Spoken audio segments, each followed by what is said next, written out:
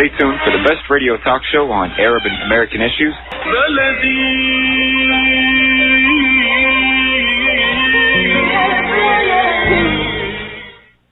The U.S. Arab Radio Network is the largest Arab and Muslim radio network in America, broadcasting throughout the Midwest region Monday through Friday on WNZK AM 690. U.S. Arab Radio features Arabic and English language programming on every topic, from health, food, and culture to government, politics, and legal issues. Listen live to U.S. Arab Radio in Michigan, Toledo, Ohio, and Windsor, Canada on WNZK AM 690. And in Washington, D.C., Maryland, and Virginia on WDMV 700 AM. You can also follow us on Facebook, Instagram, X, and TikTok.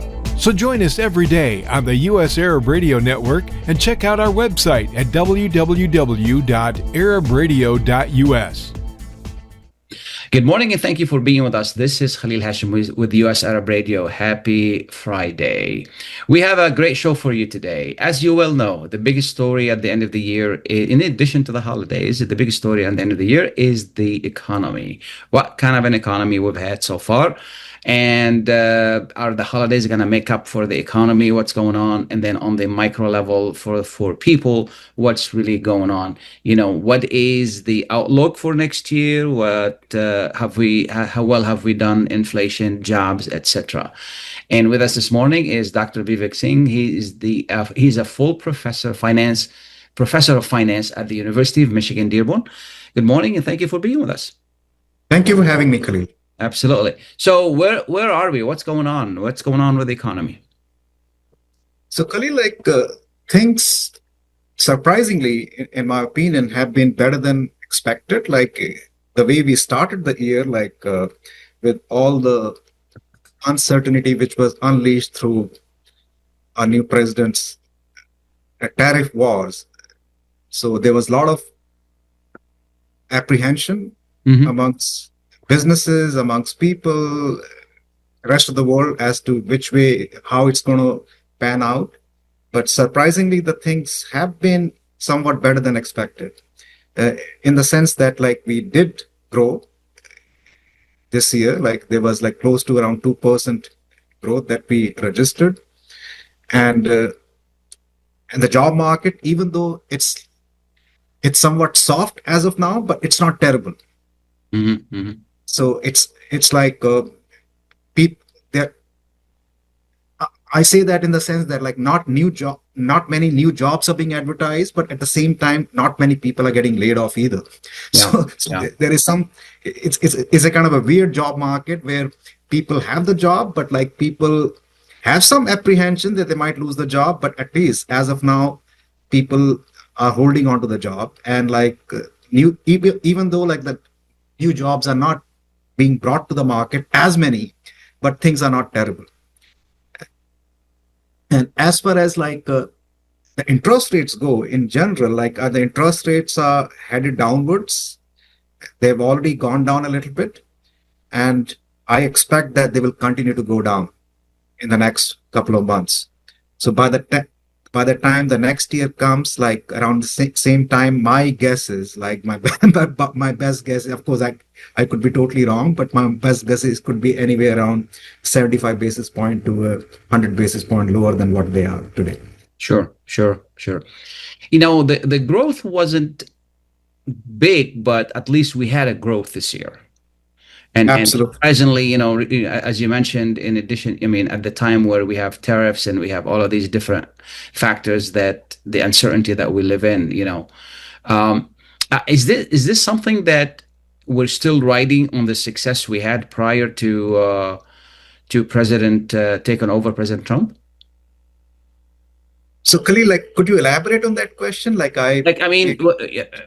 Regardless of the time when President Biden was in power, President Trump inherited, you know, a somewhat good economy. Is this still going, you know, and this coming year, then we're gonna see the effects of what President Trump is doing? So Khalil, I think that it's a great question, Khalil. It's a great question. I would say that the economy was was in very good shape, like when President Biden left and President Trump came in. On one hand, like Trump, you can find faults with Trump with respect to his tariff war, essentially. Yeah. But at the same time, like I think everybody knows that he's pro deregulation. So that has helped businesses a lot. Secondly, like the big tax reforms that he was able to push through, which was supposed to expire, but that has like become more or less permanent. And so that has again helped businesses quite a bit. And even on the tariff front, I mean, it looked far worse when we started. Like, I mean, people had no idea like what level of tariffs we are going to be seeing. But there is a lot of walking back that President Trump has done on that. So things are not as bad as they thought they would be. Yeah. And in the meantime, we have been able to like make some bilateral agreements with many of the big economies. I know like China is still like work in progress. India is still like work in progress, but still. So there is some positive development on that side also. So we expected the tariffs to be like maybe sky high, but tariffs have gone up substantially, but again, not at the same level as we expected. At the start of the year. It seems that, you know, and correct me if I'm wrong, on the individual level, people have not balked badly at prices have increased, you know, and this is the president who campaigned on bringing prices down, and prices went up, you know, and but people, I mean, I was looking at the spending during the holidays. People spend a lot of money. I was really surprised. So Khalil, this is a conundrum of some kind. Like people have been complaining about prices, but actually, again, like if you look at the hard data, the prices have gone up, but in comparison to like what they were like 5 years back, they have definitely gone up. But again, like where they were at the start of 2022, like it's come down to 3%, maybe too high. But like historically, like these are not terrible price increases, quite frankly. And at the same time, if you look at the wage growth, which people don't talk about it, people seldom talk about it, but wage growth has been strong, especially for those people at the lowest income levels. So, and that's probably part of the reason like why we see all that spending which we see in during the holiday. And now they're talking about sharing the tariffs revenues with the public, and they may have put the brakes on that because Costco is suing the government for the tariffs because the court said what you did was not legal. And if other big stores go ahead and sue the government, that's going to put the government in a bind in a way. What I'm afraid of, and this is the question, if President Trump, to please people, if he sends those checks to the homes, are we gonna suffer the same? Is that gonna affect inflation like what Biden did? Yeah, Khalil, I could agree with you. Like, I mean, anytime you start giving these checks in the pockets of people, a lot of those checks are going to be spent, and that's absolutely is going to add on to the inflationary pressures which are there. And at the same time, like, I mean, we already have a problem on fiscal deficit that's going to worsen that too. So on one hand, like we've already decided to reduce taxes, then we already have spending problem. On top of that, you add on this more spending, which leads to all kinds of issues, not just the inflation, then about the cost of borrowing, which trickles down to everyone. Yeah, I wish they give a break to businesses to lower prices instead of giving it to people, since we finally get some kind of a handle on inflation. I think it's unwise for the president to, and I know this is not a popular thing because when you send people money, they're happy, So it would, in the long term, it would make more money to give breaks to businesses so they can lower prices than giving it to people. I mean, on the face of it, sounds like a good idea, but I'm not sure whether it has been done successfully anywhere, like where you start incentivizing businesses to lower the prices. Yeah, yeah. I mean, only for this time because of the. I mean, instead of giving this money to individuals, find a way where they can make products cheaper is better than lowering prices than giving it to people. I mean, you can't give. I mean, I'm just thinking like while I'm talking, like I think by reducing the corporate tax liability, there is already an incentive. You can do a lot more on deregulation. So those are the kinds of levers which the government has to help businesses lower the prices automatically. The businesses themselves, like they will charge whatever they can charge. Yeah. And so, in fact, like these days, Khalil, you might be hearing about dynamic pricing. So there is no fixed price. Like people will be paying all kinds of prices going forward very soon. Yeah. Yeah. What we're going to do is we're going to take a short break. We'll be right back. Please stay tuned. When the aroma of Mahmoud Saleh Basmati fills the air, you know it's going to be a good meal. Extra long pearly white grains that cook up fluffy, separate, and light. Never heavy, never sticky, just pure, fragrant perfection. It's the rice that feels as good as it tastes. Gentle on the stomach and full of energy. Elevate your everyday. Ask for Mahmoud Basmati at your supermarket and taste the difference.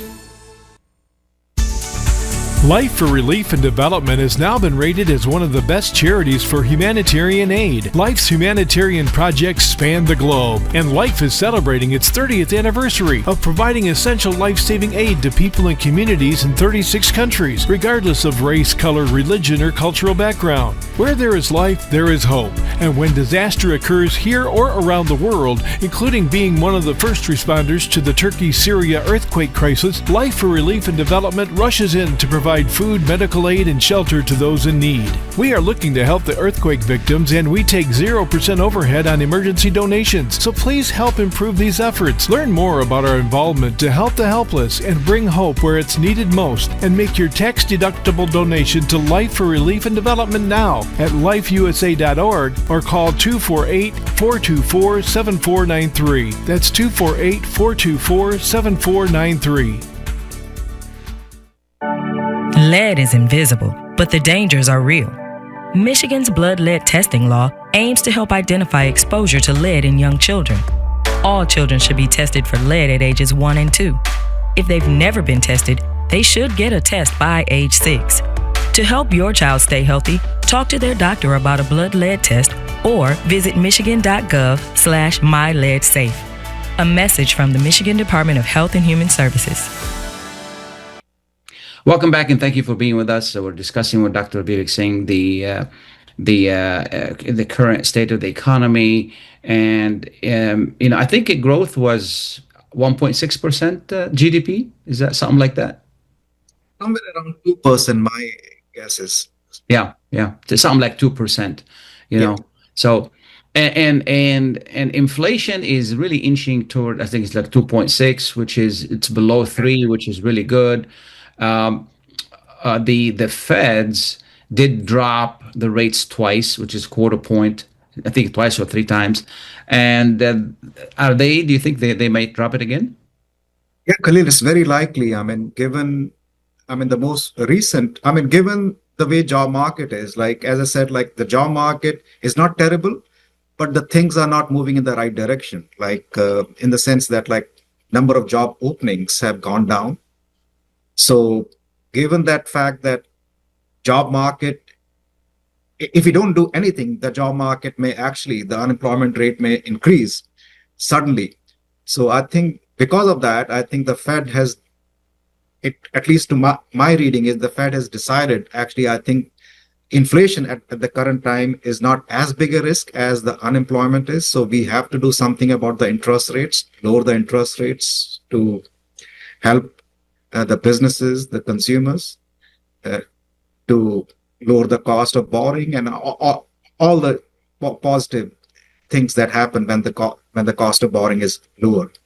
So I expect the interest rates to go down next week, and I see like more cuts to happen in the next year. again, assuming that nothing crazy happens from now and next year. Yeah. And I like to remind our listeners, when we're talking about the interest rate, that's the federal interest rate. That's the, banks charge, the government charge banks.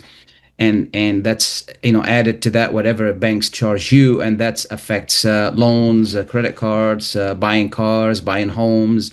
It affects a lot of things. It also affects businesses when their loans reset with a new term.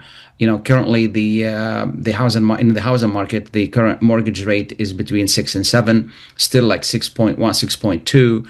We like to see it, below 6. If it is between 5 and 6, that's going to help the housing market, and it's going to help everybody. So hopefully that they do that. And I've heard there's expectations, and the president is pushing very hard for the Feds to drop interest rate by 0.5%, which would be a boost. Yeah. Khalil, I don't think it would happen in the next meeting, but as I said, like in the next couple of meetings, like I expect, like, again, the same continuation, like 0.25, 0.25. Yeah. So, and I think he is pretty much even the Fed chair, like Jerome Powell, like he has come to agreement that I think we need to do something about the interest rates. And inflation is still like higher than what the Fed likes, 2%, but it hasn't breached 3%. It has been around 3% or thereabouts. And given the job market being not terrible, I think we can afford some help. Yeah. I understand 2% is ideal, but anytime when you're between 2 and 3, that's and correct me if I'm wrong. That's always a good target. Yeah. I assume in other factors also there to help us. So it's not as black and white. It's not about number. And interestingly enough, the first time they cut rates did not really affect mortgages at all. And we just could not. Maybe because there was a very small decrease, but morally it did, but it didn't really affect. As you well know, I'm in the housing market and I work as a realtor, so this is why I'm saying that. It just did not affect it. Although over time, the second one and the third one, there's some effect to it, and then the hope that it would change. Yeah, I agree, Khalil. I remember the first cut which happened like sometime early in the second half of the year, I think September or something, like when it did, not September, I think it was sometime last year, if I recall. So when it happened, it did not do anything to the long-term interest rates. They did drop for 1 or 2 days, but they reverted back to where they were. I think the reason at that time was people were not convinced that these rate cuts would persist, given that inflation was still high, it wasn't coming down. So I think they weighed the inflationary pressures to be much bigger risk than the job market. So I think the markets read it correctly at that time. I think there was no need to do that. The inflation was still very stubbornly high, and the job market was in a much better shape.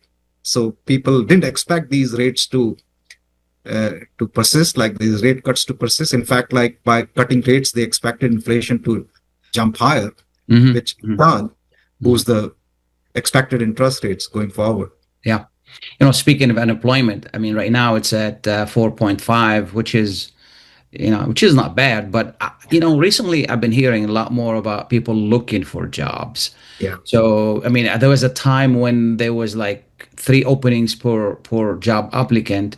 But there is demand on the very lower part of the economy, this is what was filled by immigrants or illegal immigrants, and that they used to these jobs. There's definitely need there, but other than that, 4.5, that number is not bad, but there is some kind of a tension in the job market. Don't you see that?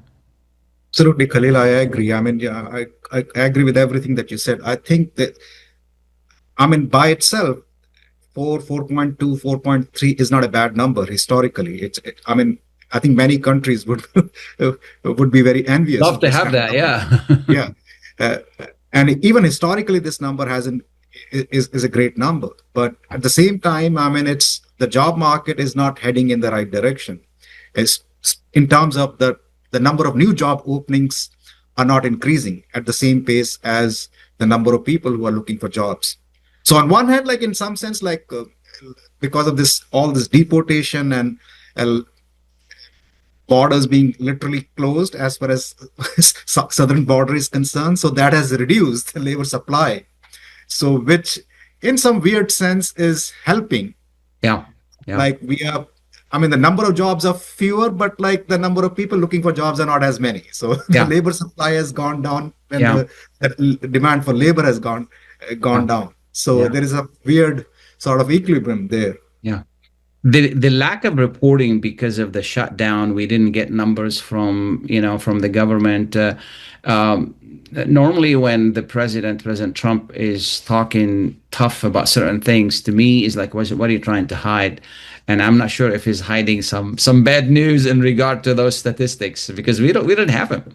That to me, that's a concern, because he's like, when these numbers come out, it's easier to play with people's emotions against immigrants and then talk about serious stuff like bad numbers. I mean, that I agree with what happened with the Bureau of Labor Statistics, the chief getting fired for giving the wrong message about the state of the economy.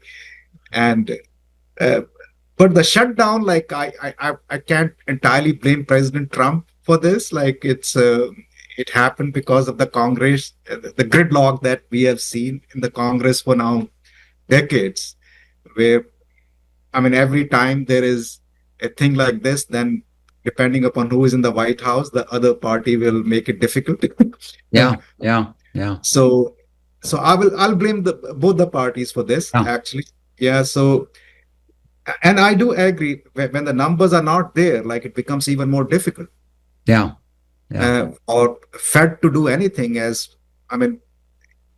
Recently I was reading somewhere that a Fed chair, he made a comment that like without having those kind of numbers, like we are basically sort of driving in the fog. And I would say like we are just shooting in the dark. Like we don't know whether the job market is doing better, whether the inflation is rising or decreasing, or like what is the pace. So you just, it's very difficult. You're getting some picture like through private numbers. Those private numbers are like very unreliable, like, and they don't, and many of these numbers, they contradict each other. So like we don't know what to do. Yeah. So do you think if a war breaks out with the in South America, would that affect the economy? Absolutely, Khalil. Any war is bad. Yeah. Any war is bad. Of course, like certain sectors of the economy will benefit, like the defense sector, which is already getting a big boost actually. But like in general, it takes away all the resources that should be deployed elsewhere.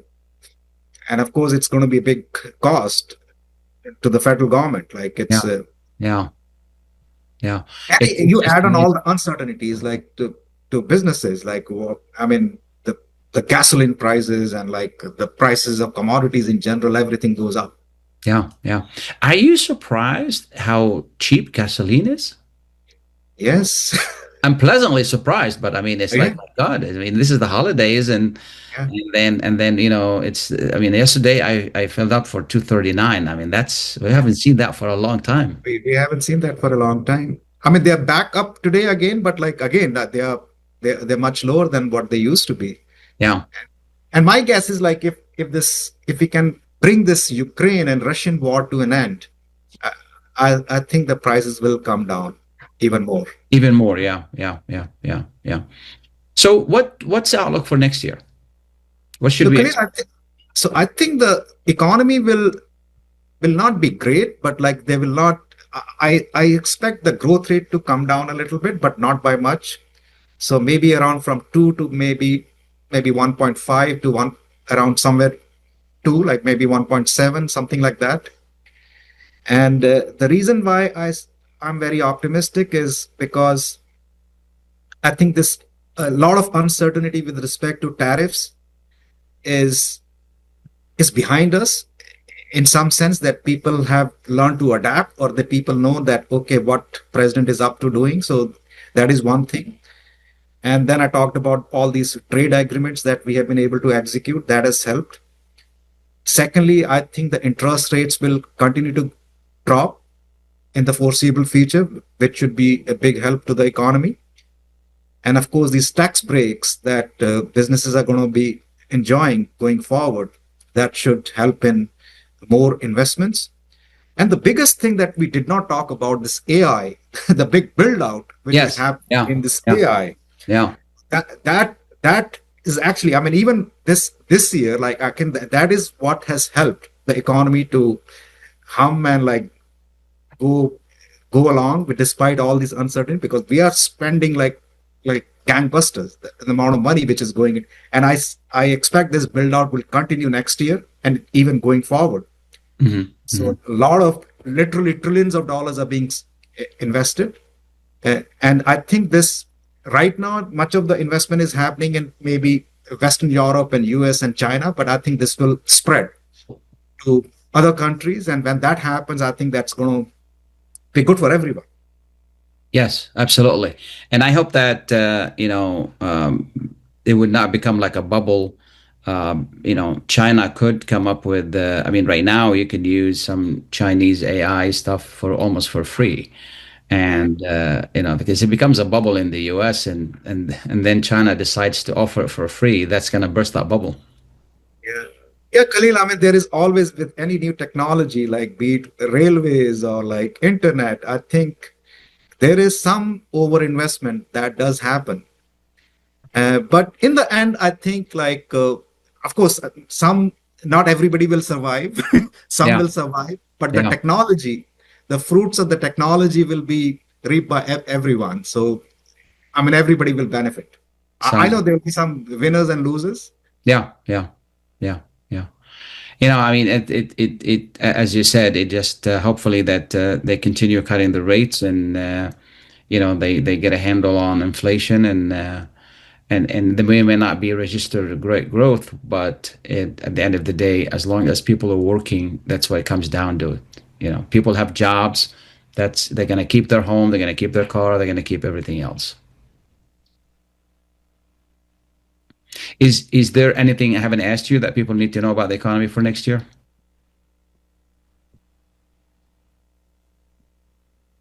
Nothing comes to mind. I think now the big thing is like, who's going to be the next Fed chair, and does he really? I mean, some name is being talked about. I think Kevin Hassett. I think most likely he will be the Fed chair, and I'm just worried that he should not be taking the orders from the White House as to when to cut interest rates. If that were to happen, I think that would be a total disaster. But I remain cautiously optimistic that he's a good economist at the end of the day, despite his party affiliations. Absolutely. Well, I want to thank you for being with us, and we pray and we hope that next year the economy is better than this year, and there's a handle on all of these different issues, and no war in South America, and the interest rates is better, and tariffs. I hope that we get to a point where we have some stability there. So we hope to do that. So again, I want to thank you for being with us, and I want to wish you Happy New Year and Happy Holidays. Thank you, Khalil. Wish you the same. Thanks for having me. Absolutely. We're going to take a short break. We'll be right back. Please stay tuned. A car accident can change your life in an instant. As a result of a car accident, you may become unemployed. As a result of a car accident, you may need a lot of medical treatment. People think that insurance companies are on their side. Why? Because they're giving them one or two benefits. Are they giving them all the benefits they deserve? How would one know unless you consult with an attorney? Call the law offices of Jumana Kiruz at 248-557-3645. 248-557-3645. Ziyad brand. Quality products from our family to yours. Ziyad Brothers Importing offers the finest quality products, including brands like Sultan, Kraft, Nestle, Hook, Rico Picon, Dana, and many more. Ask your retailer to carry these fine products because you deserve the very best. For more information, visit our website at www.ziyad.com. That's www.ziyad.com. Ziyad, quality products from our family to yours. With more than 30,000 successful in vitro fertilizations, IVF Michigan is now ranked as one of America's best fertility clinics according to Newsweek magazine. IVF Michigan fertility centers are the recognized leaders in high-quality fertility care. With locations in Bloomfield Hills and 9 other cities in Michigan and Ohio, IVF has experts in all aspects of the field. A founding member, American board-certified Dr. Nicholas Shama, is one of the leading reproductive endocrinologists in Michigan and Ohio. He has performed over 20,000 successful IVF cases, and it's helped thousands of couples fulfill their dreams of parenthood. When it's time to get personalized care from Dr. Nicholas Shama at one of America's best fertility clinics, call IVF Michigan Fertility Centers in Michigan and Ohio at 248-487-8084.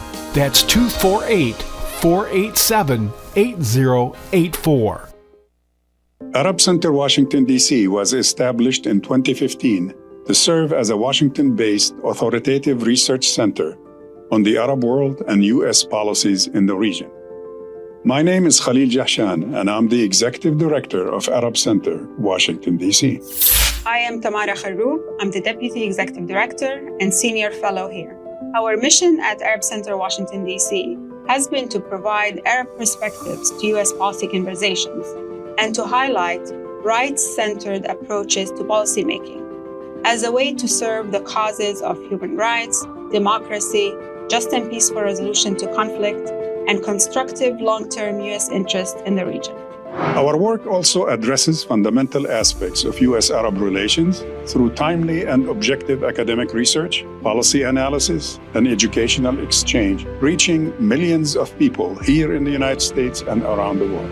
Since our inception, we invested in producing reliable, evidence-based, and inclusive analysis on important issues shaping the Middle East and North Africa.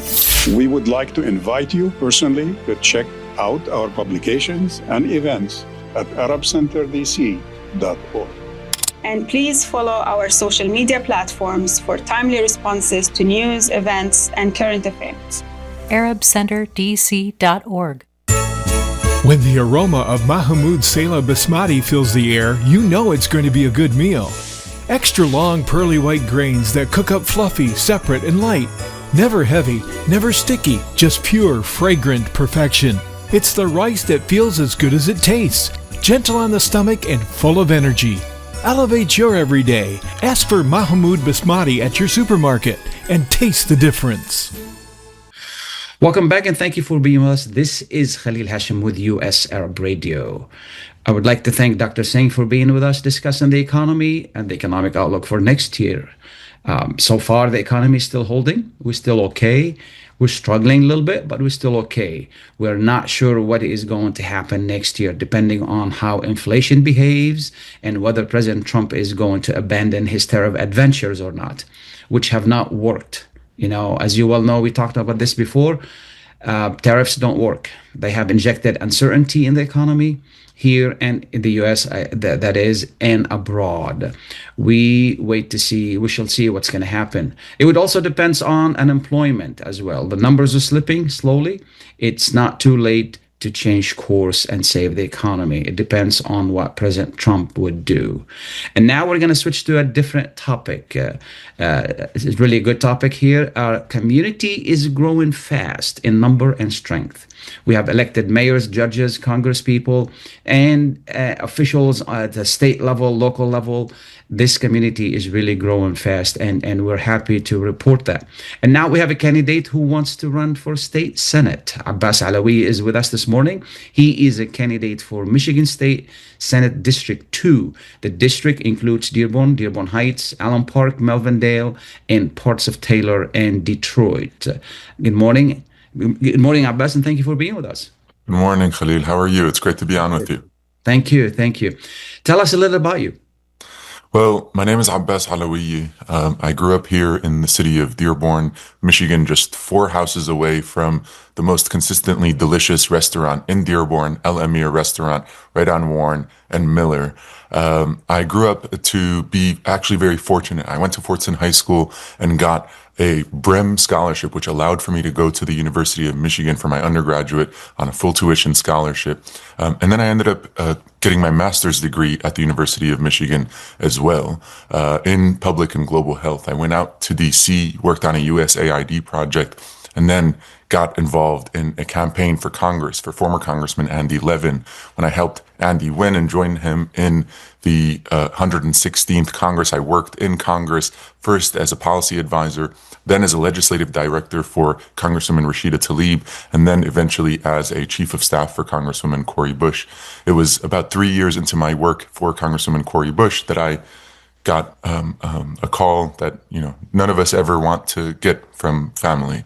Got a call about my mom's cancer diagnosis. And so it was right then and there in August of 2023 that I dropped everything in DC and came back home to Michigan to help my mom to help my mom navigate her care, because, you know, family is everything. How's she doing now? She's doing excellent. She's in remission. She's gone through her treatment and her surgery. But to me, family's everything. And, you know, for the last couple of years, as I've been helping navigate her care, I've also been helping lead the movement for a ceasefire from here in Michigan, for a ceasefire in Gaza, in Lebanon, in Yemen, and everywhere that we love.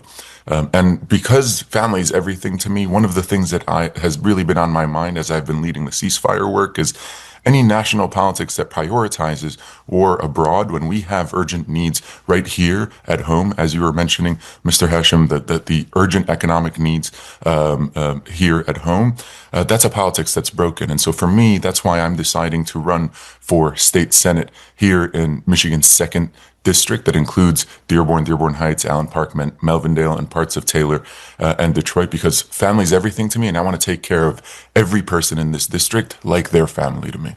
Mm-hmm, mm-hmm. When is the election?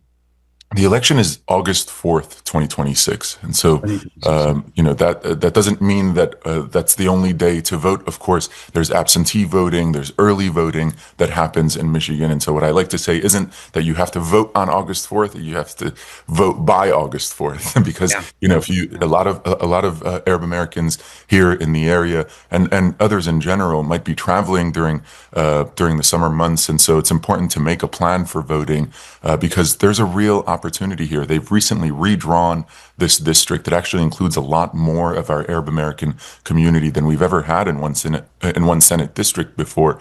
And that's significant precisely because while we have you know, very fortunately had Arab Americans serve in the United States, in the Michigan House of Representatives like Rashida Tlaib, Abdullah Hamoud, and currently Al-Abbas Farhat. We've never had an Arab American serve in the Michigan State Senate, and this is an incredible opportunity. Of course, I'm not running to be the Arab American candidate. I feel very lucky that my expertise is in legislative work, and I know how to use an office to serve the people. I'm running because I believe I'm the most qualified person to fill the role, and I want to serve everybody. And certainly that also includes our Arab American community, who I think has a really important opportunity to grow our power and influence in this state Senate seat. Who holds the seat now?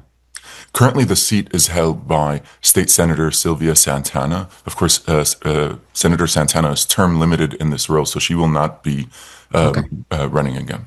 Okay. And has anybody else filed? Yeah, there are 2 current state representatives who've also filed, and the filing deadline is in the upcoming year. But I feel very strongly and very, very confident that we'll hopefully run a race that isn't just about me. Of course, I feel qualified and ready to serve, but is also about changing the way we do politics in our communities to engage an intergenerational coalition of people. That's been the most exciting part of this political project. I've been in politics a long time, and since announcing my campaign just 2 weeks ago, getting to work with my own dad, with my own khaltus, with my own niece and nephew on a political project is really exciting. And so that's what I'm most looking forward to, is a campaign that brings as many people into this political project as possible. As far as issues, what are some of the most important issues for this district?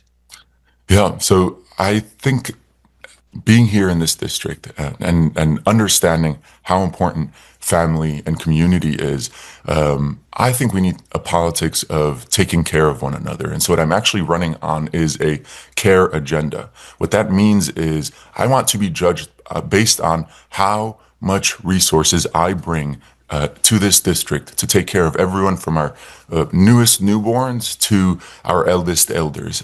That includes, for example, there are some really excellent initiatives that have taken place, that have taken hold here in Michigan over the last few years. One of them is the RX Kids program, which provides funding for pregnant mothers and eventually for them and their newborns, regardless of who they are. They get money to help with that new phase of life, the first 6 months of their life. It improves all kinds of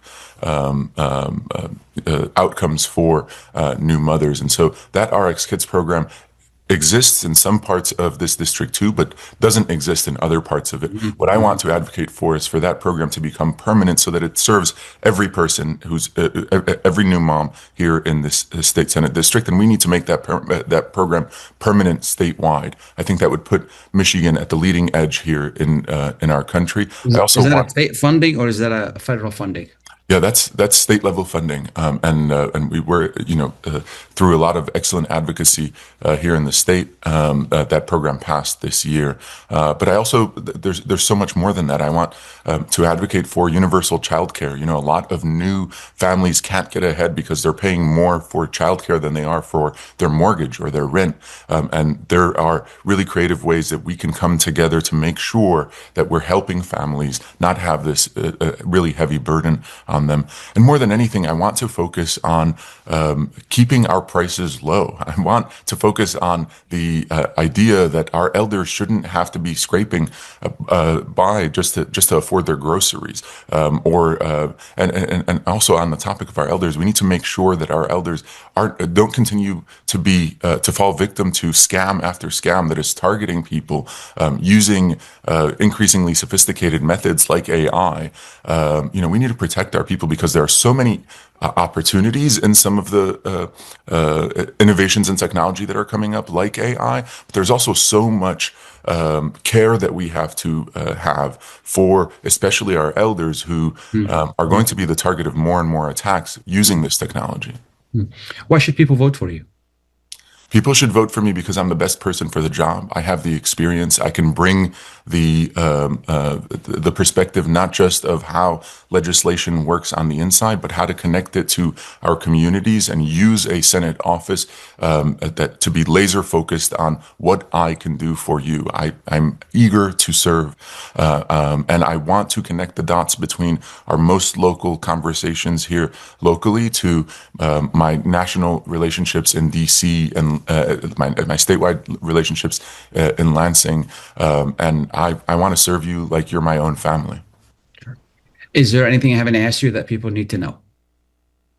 Well, I think there is a really important conversation here about how we change our politics for the better. I think people in the Arab American community, thankfully, because of our institutions, because of initiatives like the one we're on here at US Arab Radio, we have created opportunities for so many of us to get to speak with our own voice and advocate for the betterment of our community as a whole. I think we are at a critical point in our own history as Arab Americans, where thankfully so many young people have gotten the expertise, the knowledge, the resources to not only lead within the Arab American community, but to expand that leadership to be statewide, nationwide, even globally. And I feel really lucky to be part of a generation that benefits from the people who came before us, our parents, our grandparents, people who poured a lot into us. And it's our responsibility now to take that forward. And I'm really excited to do that as a candidate for state Senate here in Michigan's second Senate district. Sure. And how can people reach you if they want to reach out to you for any questions or help? Yes. Well, thank you so much for the question. So my website is Abbas4mi. That's ABBASFORMI.com. ABBASFORMI.com. People can also find me on Instagram, Abbas4mi. Also on Facebook, search Abbas Alawieh for State Senate. And then there's a phone number folks can reach out to. That's 313-444-2225. That's 313-444-2225. Anyone is welcome to reach out to volunteer, to contribute to the campaign. The campaign takes resources, and I really need help with resourcing the campaign before the end of the month. So if you go to my website, Abbas, ABBASFORMI.com, I could really use the support. Thank you. We appreciate it. Abbas, you're taking the time to be with us. Abbas Alawieh is a candidate for District 2 Michigan Senate in next year. We're going to take a short break. We'll be right back. Please stay tuned. Tired of the complexities of immigration? Haunted by the threat of deportation? Struggling to reunite with your family? Have you ever dreamed of living and working legally in America but don't know where to start? El Sharnobi and Associates Law Firm, a leader in immigration and naturalization law, offers you legal support across the United States. We specialize in asylum, deportation defense, green cards and citizenship, family reunification, all types of immigration visas. Don't wait any longer. Contact us today and let our expertise lead you toward a secure and stable future. To schedule a consultation, call us at 313-581-9666. That's 313-581-9666. When the aroma of Mahmoud Saleh Basmati fills the air, you know it's going to be a good meal. Extra long pearly white grains that cook up fluffy, separate, and light. Never heavy, never sticky, just pure, fragrant perfection. It's the rice that feels as good as it tastes. Gentle on the stomach and full of energy. Elevate your everyday. Ask for Mahmoud Basmati at your supermarket and taste the difference. Lead is invisible, but the dangers are real. Michigan's blood lead testing law aims to help identify exposure to lead in young children. All children should be tested for lead at ages 1 and 2. If they've never been tested, they should get a test by age 6. To help your child stay healthy, talk to their doctor about a blood lead test or visit michigan.gov/myleadsafe. A message from the Michigan Department of Health and Human Services. Welcome back and thank you for being with us. This is Khalil Hachem with US Arab Radio. I would like to thank Dr. Singh for being with us. I also like to thank Abbas Alawieh for being with us as well. Abbas, again, is running for State Senate. He has a great background. If you're interested in supporting him, please give him a call and learn more about him. And we encourage a lot of people in our, everybody in our community who is willing to run for office. It's a wonderful thing, an exciting thing when we have people in our community running for office. I would like to also go back to Dr. Singh and then emphasize the fact that next year we're going to be, dealing with a lot of trials and unknown factors of the economy. That is, instead of trials, unknown factors of the economy. We don't know what's going to happen. Obviously, the president and the administration wants to crack down more and more on immigration. We will have an immigration attorney at the beginning of the year to discuss the changes for the new year. But it seems, and when we're talking about a crackdown on immigration, we're really talking about affecting unemployment, and it could affect it in a positive way or in a negative way. In a positive way, in a way that if we don't have people doing certain jobs, it may open up doors for others. At the same time, we've seen that those jobs that immigrants do are really not being wanted by Americans or people who live in this country. So we don't know how it's going to affect it. We'll find out how this is really going to work out. One thing, though, as far as the economy is concerned as well, is we don't know what kind of pressure the president is going to be under to do something about the tariffs. During the 2025, the administration did not accomplish all it needed to accomplish as far as tariffs and negotiating contracts, economic contracts, and trade contracts rather with other countries. So we'll see what happens in the first month of the year, and based on that, we'll know what's going to happen with the economy. In the final few minutes that I have, I would like to talk to you a little bit more about the housing market. As you well know, I work in real estate, and we're expecting a good year next year, assuming that the economy stays the same in an okay shape that it is right now, and employment, people still being employed and making money, that finally the president will do something about prices, and most importantly is a drop in interest rates. So far we've had 3 drops, but there have been very small drops.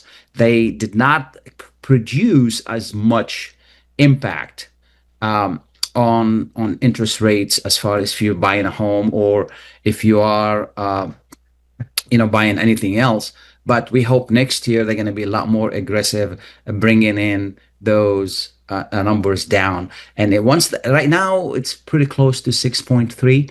If it falls below 6, it's going to help the housing market tremendously. Now, what should you do? Do you need a home? This is the question. And if you need a home, you need to buy a home.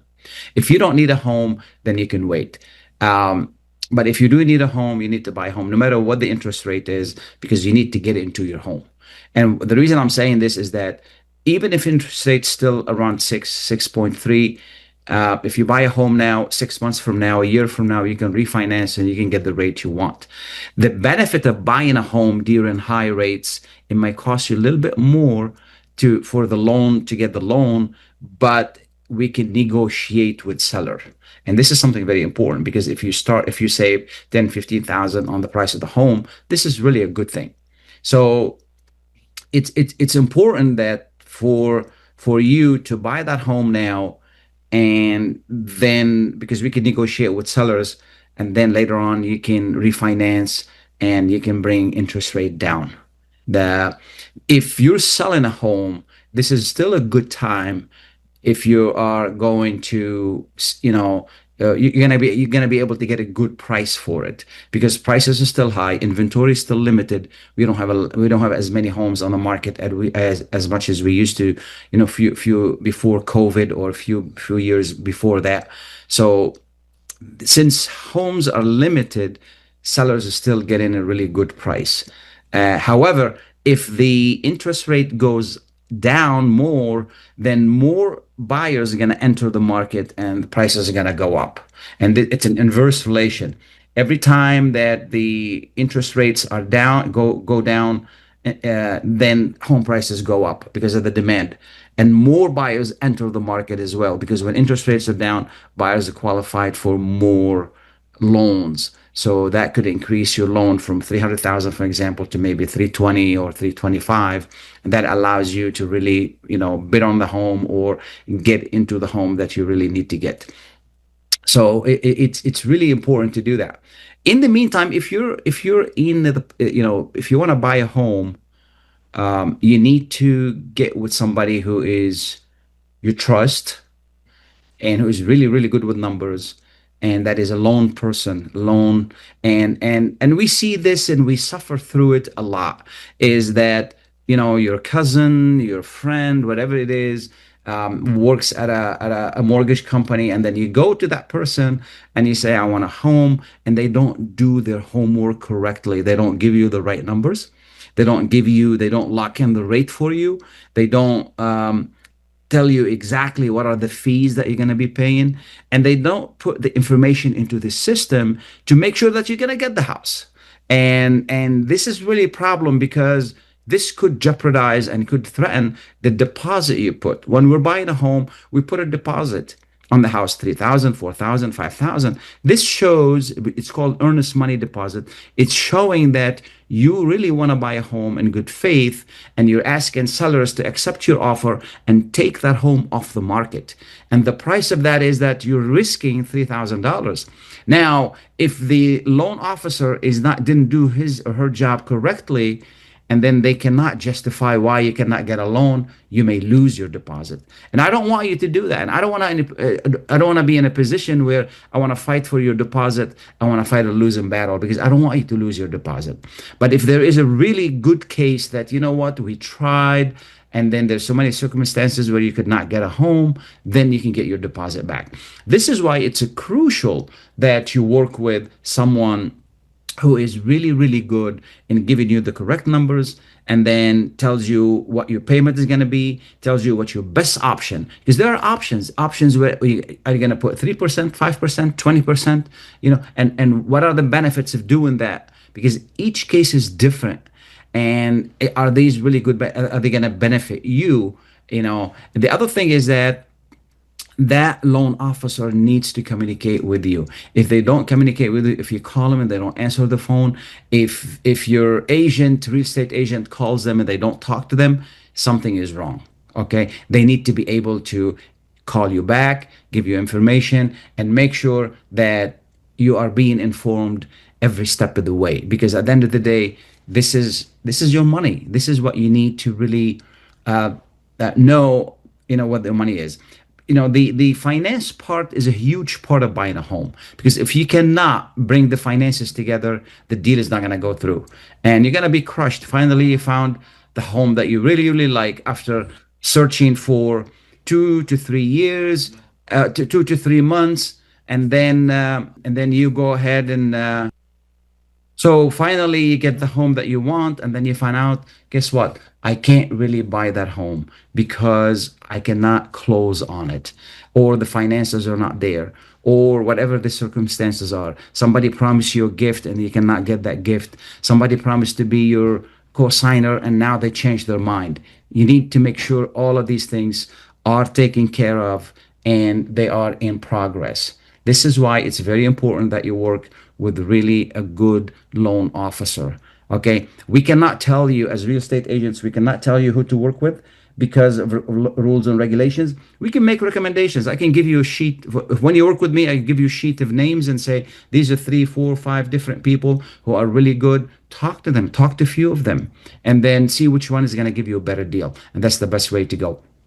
Anyway, you have any questions, give me a call, 313-819-0101, 313-819-0101. I'll be more than happy to answer any questions you have or help you find the right way to, either buy or sell your home in a way, or commercial space as well, if you're looking for commercial space. In the meantime, I want to wish you happy holidays, happy New Year. We still have 1 week of the New Year left. Or maybe a little bit less. So, enjoy yourself, be safe. And, it's a wonderful world out there.